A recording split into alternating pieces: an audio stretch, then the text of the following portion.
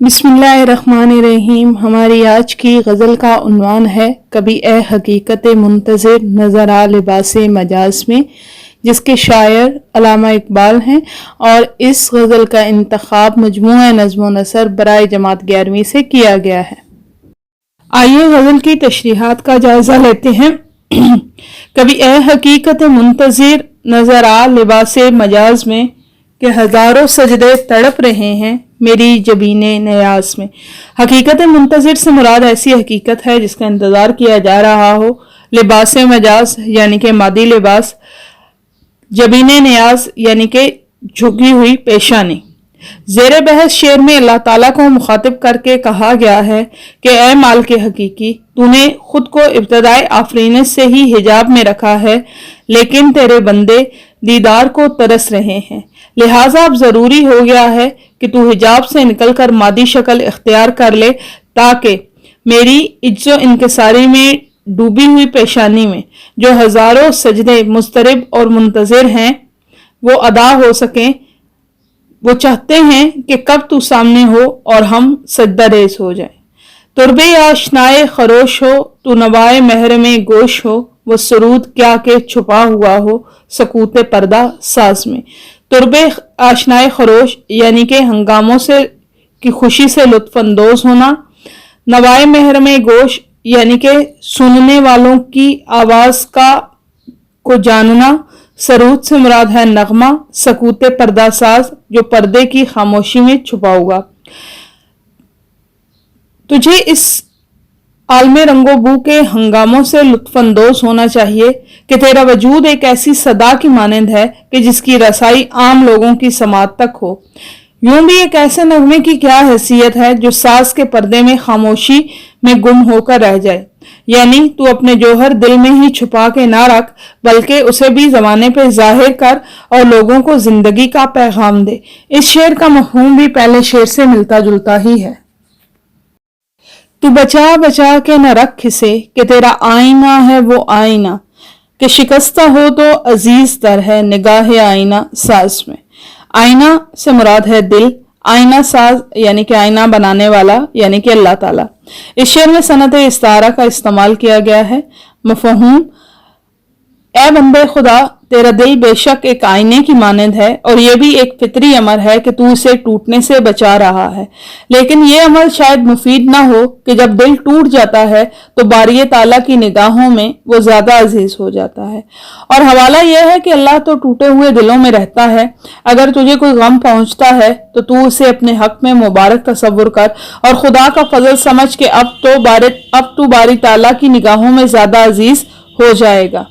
दमे तूफ कुर्मके शम्मा ने यह कहा कि वो असरे कोहन, न तेरी हिकायत सोज में न मेरी हिदायत हदीसे गुदाज में। दमे तूफ यानी कि तवाफ करते वक्त। कुर्मके शम्मा से मुराद है शम्मा का परवाना। असरे कोहन यानी कि पुराना असर। हिकायत सोज यानी कि जल जाने वाली बात। हदीसे गुदाज यानी नर्म कर देने वाली गुफ्तगू।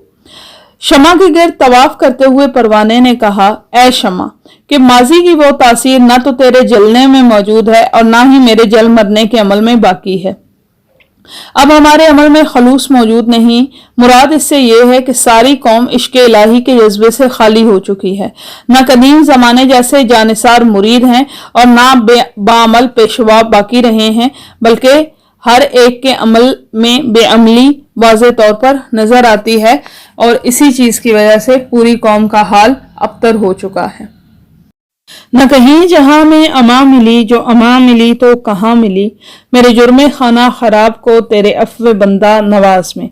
अमा से मुराद है पनाह। जुर्मे खाना खराब यानी कि तबाह कर देने वाला जुर्म। अफ़्व बंदा नवाज इंसान को बख्शी जाने वाली माफी। ऐ मौलाए कायनात, मेरे गुनाहगार वजूद को सारी दुनिया में किसी भी मकाम पर पनाह नहीं मिली, जबकि एक गुनाह ने मुझे बर्बाद करके रख दिया था। पनाह मिली भी तो महज तेरे दामने रहमत में, जहां मेरे गुनाह को ना सिर्फ ये कि छुपा लिया गया बल्कि माफ कर दिया गया। तो इंसान जब सच्चे दिल से अपने रब्बे कायनात के सामने झुकता है, माफी मांग का तलबगार होता है, تو یہ واحد مقام ہے جہاں پر انسان کو بخش دیا جاتا ہے۔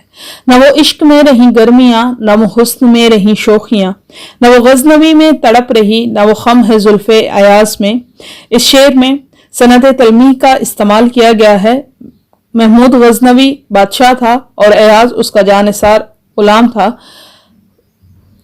ایاز کی شخصیت میں چھپے ہوئے جوہر کو غزنوی کی مردم شناس نگاہوں نے پہچان کر اس کو دربار میں ایک اعلیٰ مقام دیا، اور ایاز نے بھی اپنے مالک کی، اپنے بادشاہ کی اس عنایت کو کمتر نہیں سمجھا اور پوری وفاداری اور جانثاری کے ساتھ اپنی جان اور اپنی پوری زندگی محمود غزنوی پر نچھاور کر دی۔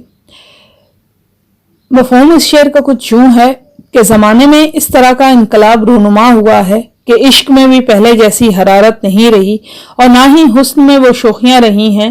یہی وجہ ہے کہ نہ تو وہ غزنوی جیسی تڑپ نظر آتی ہے اور نہ ہی ایاز کی زلفوں کے پیچ و خم نظر آتے ہیں جو کشش کے آئینہ دار تھے۔ مراد یہ ہے کہ اب مسلمانوں کے رہنماؤں میں پرخلوص ہنگامہ آرائی ہے اور نہ ہی عوام میں ایثار و قربانی کا جذبہ موجود ہے۔ یوں یہ عاشق و محبوب دونوں ہی اپنی صفات سے محروم اور بے گانہ ہو چکے ہیں۔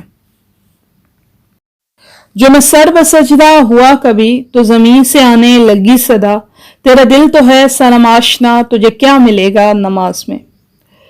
سر بسجدہ یعنی کہ سجدہ کرنا، صنم آشنا یعنی کہ دل میں غیر اللہ کو بسانا۔ مفہوم یہ ہے کہ غزل کے آخری شعر میں علامہ اقبال کا کہنا ہے کہ اپنی بے عملی کے باوجود اگر کبھی میں سجدہ ریز ہوا تو زمین سے یہ آواز آتی سنائی دی کہ دل تو تیرا بتوں کا پرستار ہے۔ یہاں بتوں سے مراد وہ تمام چیزیں ہیں جو انسان کو یاد الہی سے غافل کر دیں۔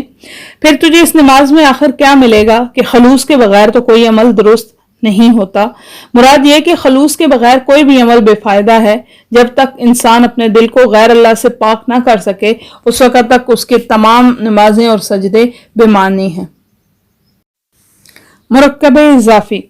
مرکب اضافی ایسے مرکب کو کہتے ہیں جو مضاف، مضاف الیہ اور حرف اضافت یعنی کہ کا کے کی سے مل کر بنے۔ مثالیں ہیں ہنا کی کتاب، اکرم کا قلم، چمن کے انگور وغیرہ۔ بعض اوقات مضاف الیہ کی جگہ تیرا، تیرے، تیری، میرا، میرے، میری، تمہارا، تمہارے، تمہاری وغیرہ ضمیریں استعمال کی جاتی ہیں، جیسے میرا قلم، تیرا گھر، میرے دوست، تیرے دوست، میری کتاب، تمہارے کھلونے، تمہاری بلی وغیرہ۔ دراصل مرکب اضافی کا استعمال کسی بھی چیز کی ملکیت اور رشتے تعلق کو بیان کرنے کے لیے استعمال کیا جاتا ہے۔ فارسی اور عربی مرکب اضافی بھی اردو میں استعمال کیے جاتے ہیں۔ ایسی صورت میں مضاف پہلے آتا ہے اور مضاف الیہ بعد میں، اور جیسے کہ قابل قدر، رسول اللہ وغیرہ وغیرہ۔ فارسی مرکبات کے مضاف کے آخر میں زیر اور عربی مرکبات میں زیر کے علاوہ بعض اوقات مضاف الیہ کے شروع میں الف لام حرف اضافت کا کام دیتا ہے۔ یہ وضاحت اس وجہ سے کی گئی کہ علامہ اقبال کی اس غزل کے اندر مرکب اضافی کا استعمال جا بجا نظر آتا ہے۔ تقریباً ہر شعر میں ہی مرکب اضافی کا استعمال کیا گیا ہے، مثلا حقیقت منتظر، لباس مجاز، جبین نیاز، ترب آشنائے خروش، محرم گوش، سکوت پردہ ساز، آئینہ ساز، دم طوف، کرمک شمع، حکایت سوز، حدیث گداز، جرم خانہ خراب، عفو بندہ نواز، زلف ایاز وغیرہ وغیرہ۔ علامہ اقبال کے حالات زندگی۔ شاعر مشرق علامہ محمد اقبال 9 نومبر 1877 کو سیالکوٹ میں شیخ نور محمد کے گھر پیدا ہوئے۔ ماں باپ نے نام محمد اقبال رکھا۔ آپ نے ابتدائی تعلیم سیالکوٹ میں ہی حاصل کی اور مشن ہائی اسکول سے میٹرک اور مرے کالج سے FA کا امتحان پاس کیا۔ لاہور اورینٹل کالج سر ایڈون آرنلڈ کے زیر سایہ تعلیم حاصل کرنے کے دوران اقبال نے پہلی مرتبہ جدید فکر کا مطالعہ کیا۔ آپ نے MA فلسفہ کیا اور یونیورسٹی آف کیمبرج سے لاء کیا۔ فلسفہ میں دلچسپی انہیں 1907 میں ہائیڈلبرگ اور میونخ لے گئی اور پھر فلسفہ میں ڈاکٹریٹ کی ڈگری حاصل کی۔ وطن واپس آ کر سیاسی طور پر مسلمانوں کے حالات میں دلچسپی دکھائی اور اپنے نقطۂ نظر میں مسلمانوں کی علیحدگی پسندی اور آل انڈیا مسلم لیگ کی حمایت کرنے والے علیحدہ پسند شاعر بن گئے۔ در حقیقت शुमाल मगरबी हिंदुस्तान में मुस्लिम अक्सरियत के इलाकों पर मुश्तमिल एक अलहदा मुसलमान वतन बनाने का तस्वुर भी सबसे पहले अल्लामा इकबाल ने ही 1930 में पेश किया था। लेकिन आप पाकिस्तान की आज़ादी से पहले ही 21 अप्रैल 1938 को इस जहान फानी से कूच कर गए। आपका कारनामा आपकी शायरी है जो कि फारसी और उर्दू दोनों जबानों में मौजूद है, और इस शायरी के जरिए आपने मुसलमानाने हिंद को ख्वाब गफलत से बेदार किया और ख़ास तौर पर नौजवानों को इस शायरी में मुखातिब किया। आपकी बलबला अंगेज शायरी को आज भी पूरी दुनिया में सराहा जाता है और कदर की निगाह से देखा जाता है। ताहम ये एक अजीम शायर हैं और मुफक्कर हैं, और इन पर कौम को हमेशा नाज रहेगा और पाकिस्तानी कौम खास तौर पर इनकी एहसानमंद रहेगी। इकबाल की शायरी की खसूसियात। तख़य्युल की रफ़त और बुलंद आहंगी में इकबाल उर्दू के तमाम शोरा पर सबकत ले गए हैं। उनके फ़िक्र फलक की सैर के दौरान कारी ख्यालात के नए नए उफक देखता है। इकबाल के दिल का सोजो गुदाज उनके अशार में भी नुमायां है।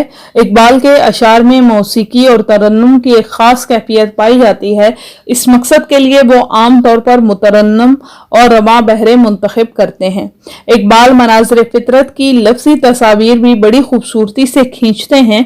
उनकी अक्सर नज़्में मंजर कशी का शाहकार हैं। इकबाल ने नज्म कहने के लिए भी आम तौर पर गजल का लतीफ, शीरी और हसीन पैराया बयान इख्तियार किया है। मजमून आफरीनी, फिक्र की गहराई, जज्बे की शिद्दत और इमायत गजल की जान है। इकबाल को नई नई खूबसूरत और हसीन तरकीबें तराशने का ढंग भी खूब आता है, और फिर इन तराकीब को शेर में इस्तेमाल करने का सलीका भी वो जानते हैं। नमूना कलाम। दुनिया की महफिलों से उकता गया हूँ यारब, क्या लुत्फ अंजुमन का जब दिल ही बुझ गया हो। शोहरत से भागता हूँ दिल ढूंढता है मेरा, ऐसा सकूत जिस पर तकदीर भी फिदा हो। मरता हूँ खामोशी पे ये आरज़ू है मेरी, दामन में कोह के एक छोटा सा झोंपड़ा हो। आज़ाद फिक्र से हूँ उज़लत में दिन गुजारूं, दुनिया के गम का दिल से कांटा निकल गया हो। लज्जत सुरूद की हो चिड़ियों के चहचहों में, चश्मे की शोरशों में बाजा सा बज रहा हो। गुल को कली चटक कर पैगाम दे किसी का, सागर जरा सा गोया मुझको जहां नुमा हो। हाथ का सिराना सब्जे का हो बिछोना, शर्माए जिससे जलवत खलवत में वो अदा हो। मानूस इस कदर हो सूरत से मेरी बुलबुल, नन्हे से दिल में उसके खटका न कुछ मेरा हो। सफ बांधे दोनों जानिब बूटे हरे हरे हों, नदी का साफ पानी तस्वीर ले रहा हो दिल फरेब ऐसा कोसार का नजारा, पानी भी मौज बनकर उठ उठ के देखता हो। आगोश में जमी की सोया हुआ हो सब्जा, फिर के झाड़ियों में पानी चमक रहा हो। पानी को छू रही हो झुक झुक के गुल की टहनी, जैसे हसीन कोई आईना देखता हो। मेहंदी लगाए सूरज जब शाम की दुल्हन को, सुर्खी लिए सुनहरी हर फूल की कबा हो। रातों को चलने वाले रह जाएं थक के जिस्म, उम्मीद उनकी मेरी टूटा हुआ दिया हो। बिजली चमक के उनको कुटिया मेरी दिखा दे, जब आसमां पे हर सू बादल घिरा हुआ हो। पिछले पहर की कोयल वो सुबह की मुअज्जिन, मैं उसका हमनवा हूँ वो मेरी हमनवा हो। कानों पे हो न मेरे दैरो हरम का एहसान, रोजन ही झोंपड़ी का मुझको सहर नुमा हो। फूलों को आए जिस्म शबनम वुजू कराने, रोना मेरा वुजू हो नाले मेरी दुआ हो। इस खामोशी में जाएं इतने बुलंद नाले, तारों के काफिले को मेरी सदा वरा हो। हर दर्दमंद दिल को रोना मेरा रुला दे, बेहोश जो पड़े हैं शायद उन्हें जगा दे। आपकी समातों का बेहद शुक्रिया।